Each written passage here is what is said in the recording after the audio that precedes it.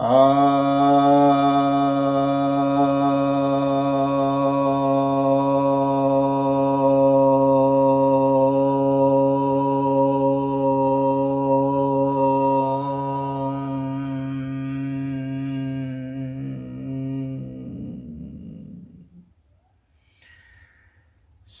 भक्तजनों को सप्रेम नमन।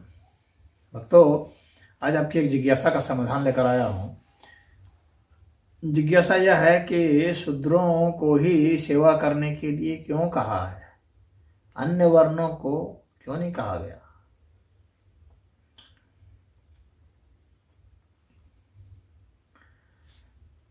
ऐसा है कि कहा उसको जाता है जो स्वयं ही समझ नहीं पाता, और जो समझ सकता है उसके विषय में उसको कहा नहीं जाता है।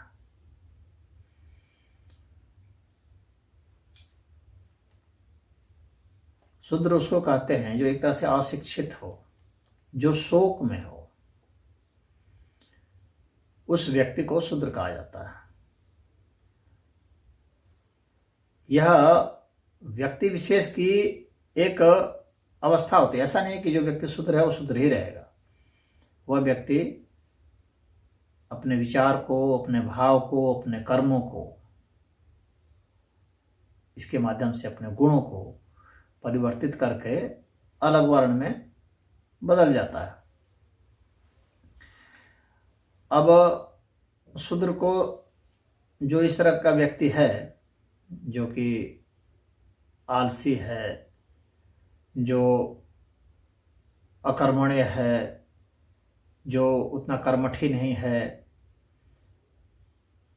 जो सोया रहता है, जिसको पढ़ने में मन नहीं लगता, अध्ययन अध्यापन मन नहीं लगता, कोई चीज़ नई चीज़ सीखने मन नहीं लगता, वो तो बहुत ही निम्न अवस्था को प्राप्त है। तो शूद्रों में वह निम्न है, मतलब शूद्र में भी वह निम्न है। तो वैसे व्यक्ति को कहा जाता है कि आप सेवा कीजिए, सेवा करके आप पाएंगे। अब जो व्यक्ति शूद्र है परंतु इस अवस्था को प्राप्त नहीं है, यानी वर्ण के भीतर भी वर्ण होते हैं, कहने का मतलब है कि ब्राह्मण के भीतर भी ब्राह्मण क्षत्रिय वैश्य शूद्र होते हैं, क्षत्रिय के भीतर भी ब्राह्मण क्षत्रिय वैश्य शूद्र होते हैं, वैश्य के भीतर भी ब्राह्मण क्षत्रिय वैश्य शूद्र होते हैं, शूद्र के भीतर भी ब्राह्मण क्षत्रिय वैश्य शूद्र होते हैं। तो जो शूद्र में शूद्र है तो वह इस स्थिति को प्राप्त होता है। तो वह अपनी आजीविका, अपना जीवन यापन और अपनी उन्नति उनके साथ ही रह के कर सकता है जो कि कुछ सीख रहे हैं, कुछ कर रहे हैं और जिन्होंने अपना कुछ विकास कर लिया है। अब जो दूसरे हैं, अब उनके साथ यह रहता है तो क्या वे इसकी सेवा नहीं करते हैं? तो फिर यह सीखता कैसे है, इसकी जीविका कैसे चलती है? इसकी जीविका तो उनके द्वारा दी गई सेवा से चलती है। तो यह सोचना कि वे सेवा नहीं कर रहे हैं, यह एक गलती है। ब्राह्मण भी सेवा कर रहा है। वह जब ज्ञान अर्जित कर लेता है, अपना विकास कर लेता है, तो क्या करता है? अपना विकास करके वो खाली कमरा में थोड़ी बैठा रह जाता है। वो समाज में आता है, समाज में बतलाता है, सिखाता है। तो जो अध्ययन अध्यापन है, पठन पाठन है, वह सबको बताता सिखाता है, उनको दिशा निर्देश करता है, तो वह उसकी सेवा हुई। उसी तरह से जो क्षत्रिय है वह सुरक्षा सबको देता है, रक्षा सबकी करता है, वह उसके द्वारा दी गई सेवा हुई। सेवा तो वह भी कर रहा है। सेवा का मतलब अगर आपने ऐसा अर्थ लगा लिया कि जाके वो रात दिन जो है उसका किसी का हाथ पैर दबा रहा है, हाथ पैर धो रहा है, हाँ, तो वही सेवा होती है, ऐसा सोच रहा है। वह तो एक शरीर की सेवा हुई। और हर प्रकार की सेवा सभी को करनी पड़ती है। ऐसा नहीं है कि क्षत्रिय जो है वह सिर्फ रक्षा ही करता है, क्योंकि क्षत्रिय भीतर के मैंने जैसे बताया कि एक वर्ण के भीतर भी कई वर्ण होते हैं। तो क्षत्रिय जो है वह भी तो कभी किसी का पैर दबाता है, अपने माँ बाप का ही पैर दबाएगा। तो वहाँ पर तो वो सेवा कर रहा है, दवाई देगा, वो भी सेवा करना है। जो डॉक्टर हैं तो वो भी तो सेवा कर रहे हैं जब किसी को औषधि दे रहे हैं। जो वैश्य हैं, जो व्यापार कर रहे हैं, वे भी तो सेवा कर रहे हैं। लोगों को सामान ला ला करके उपलब्ध कराना, ये सेवा है। तो अब शूद्रों में जो एडवांस हैं उसमें शूद्र क्या करते थे? शूद्र जितने भी टेक्निकल साइंस और टेक्नोलॉजी शूद्रों के ही अधीन तो थी। अब क्षत्रिय तो जो है महल तो बनाते नहीं थे, कि ब्राह्मण बनाते नहीं थे। तो जितने भी सामान आप देखते हैं महल बनाना हुआ, तो उसमें जितने राजमिस्त्री का काम है, शिल्पकारों का काम है, जितने भी तरह का तकनीकें हैं, हथियार तो क्षत्रिय तो बनाते नहीं थे, हथियार तो शूद्र ही बनाते थे। तो जितने भी पूरे साइंस टेक्नोलॉजी तो शूद्रों के ही अधीन था। तो ये अपनी सेवा दे रहे थे भाई, सामान बना बना करके उपलब्ध कराना, ये अपनी सेवा देते थे। और जो क्षत्रिय वर्ण का व्यक्ति है वो अपनी सेवा देता है। सेवा तो सभी लोग देते हैं, सेवा तो सबको देनी ही पड़ती है। सेवा कोई बुरी बात तो है नहीं, सेवा तो सबको करनी ही करनी है, हर एक को सर्विस करनी है। बस सर्विस का तरीका सबका अलग हो जाएगा।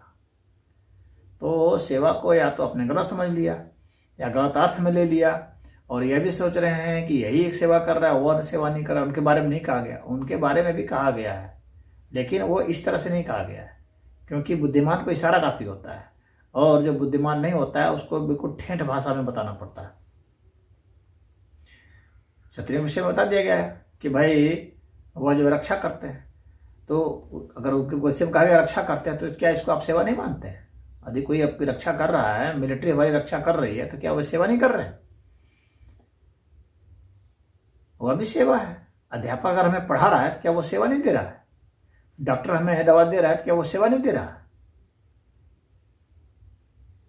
कोई उपदेशक हमें उपदेश दे रहा है, रात दिन लगा हुआ है, भाषण दे रहा है, प्रवचन कर रहा है, क्या वो सेवा नहीं दे रहा है? वो सेवा दे रहा है। अब आप उसको सेवा ना समझें तो एक बात दूसरी है, सेवा दे रहा है। तो ऐसा नहीं है कि सिर्फ शूद्र ही सेवा देते हैं, सभी वर्ण सेवा देते हैं, तभी समाज चलता है। हर व्यक्ति को अपना योगदान देना है, हर व्यक्ति को सेवा देनी है, तभी यह समाज चलता है। और ऐसा शास्त्रों में नहीं कहा गया है कि सिर्फ यही सेवा करेगा। ऐसा उनके लिए कहा गया है जो उसी भाषा में समझते हैं। कहा तो सबके लिए गया है, लेकिन सबके लिए भाषा का अलग अलग प्रयोग है। किसी को संकेत के अर्थ में बता दिया जाता है, किसी को खुल करके स्पष्ट बताया जाता है।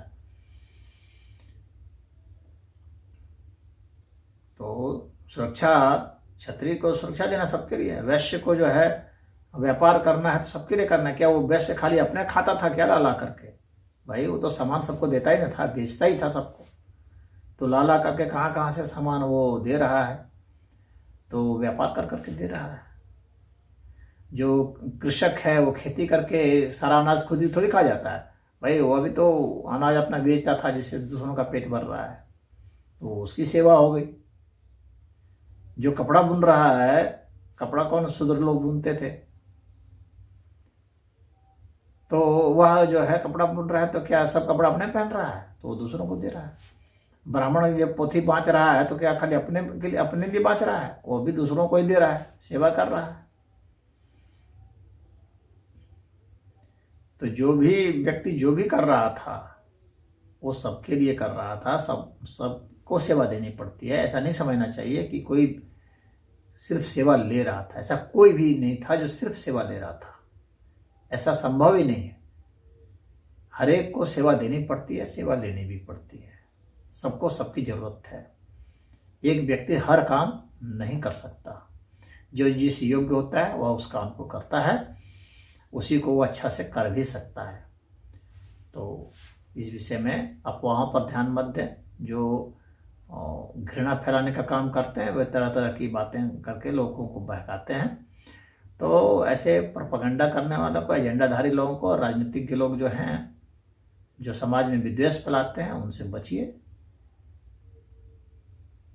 तो यही मेरा आपको परामर्श रहेगा। हरि ओम।